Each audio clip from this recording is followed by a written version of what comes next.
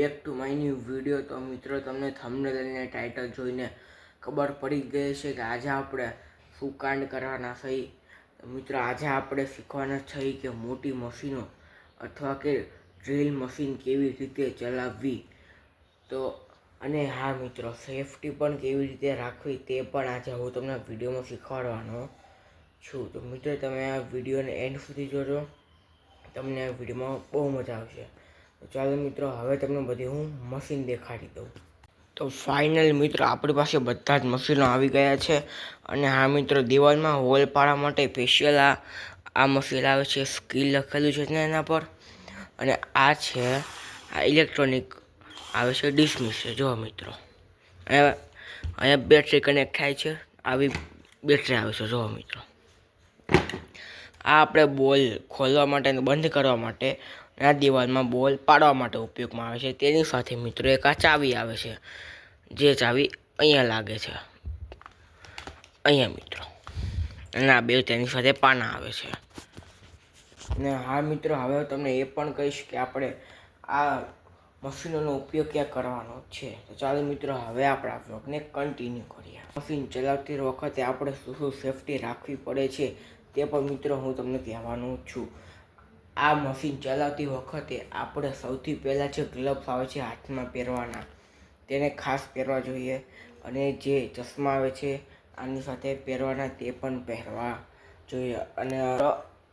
અને મશીનને ચલાવતી વખતે સાવચેતી રાખવી જોઈએ, કારણ કે આ બહુ પાવરફુલ મશીન છે। તો ચાલો મિત્રો, હવે આપણા બ્લોગને કન્ટિન્યુ કરીએ। તો મિત્રો આપણે મશીનોનો ઉપયોગ કરવાનો છે અહીંયા। હવે મિત્રો આ છે કપડાં સૂકવવાનો વાયર, તમે જોઈ શકો છો। હવે આ જે એંગલ તમને દેખાય છે તેને આપણે અહીંયા ફિટ કરવાની છે, અહીંયા નીચે। ઓકે, તો આપણે ફટાફટ બધા મશીનો રેડી કરી નાખીએ। ચાલો મિત્રો, ફાઇનલ મિત્રો આપણે બધું જ સેટઅપ કરી નાખ્યું છે। અને આ જો ખાલી કેવી રીતે કામ કરે છે, આવી રીતે કામ કરે છે। અને આપણા એંગલને અહીંયા લગાડવાની હતી, અને આપણા એક વાયર ખોલી નાખ્યો છે અહીંયાથી। તો ચાલો મિત્રો, હવે આપણે આપણા આગળનું કામ કન્ટિન્યુ કરીએ।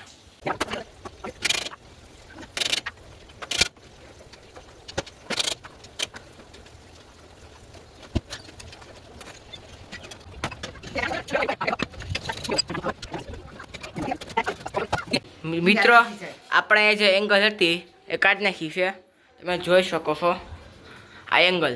હવે આપણે આ એંગલ અહીંયા હોલ પાડવાના છે, એ પહેલાં આપણે જવું પડશે, કારણ કે પાઇપલાઇન તો નથી ને, તો પાઇપલાઇન હોય તો હોલ ન પાડવા જોઈએ। તો આપણે ઉપરથી જો કાઢી અને હાલત જો તમને ખાલી બતાવું, આવી હાલત થઈ ખાલી દિવાલની।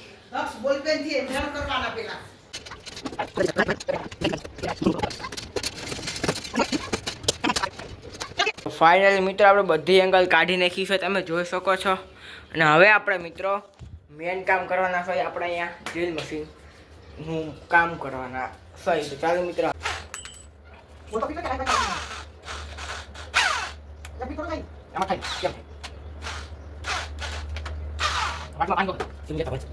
મિત્રો હવે પરફેક્ટ માપ આવી ગયું છે, તમે જોઈ શકો છો।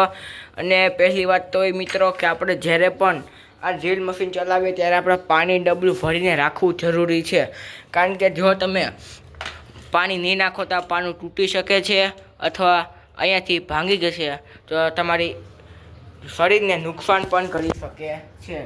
અને આપણાને સાવચેતીથી ચલાવવું પડશે। ને હું પણ આ મશીનને પહેલી વાર ચલાવું છું। તો ચાલો મિત્રો, હવે આપણા બ્લોગને કન્ટિન્યુ કરીએ। અને હવે તમે જુઓ કે હું કેવી રીતે ડ્રીલ મશીન ચાલુ।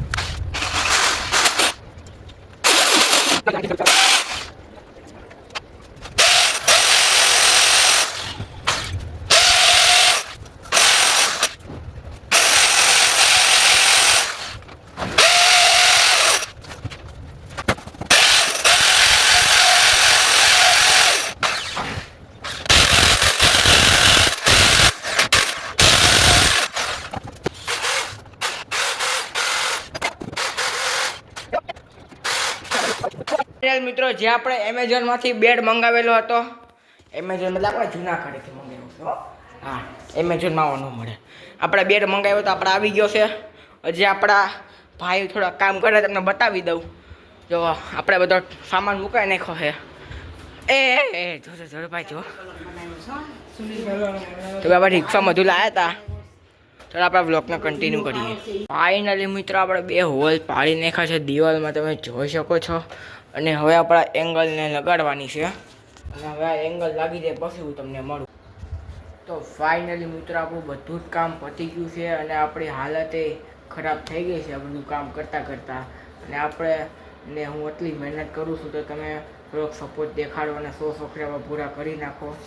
અને વિડીયોને લાઈક પણ કરજો અને સબસ્ક્રાઈબ પણ કરજો ચેનલને. તો હવે તમને મળું નવા બ્લોગ સાથે.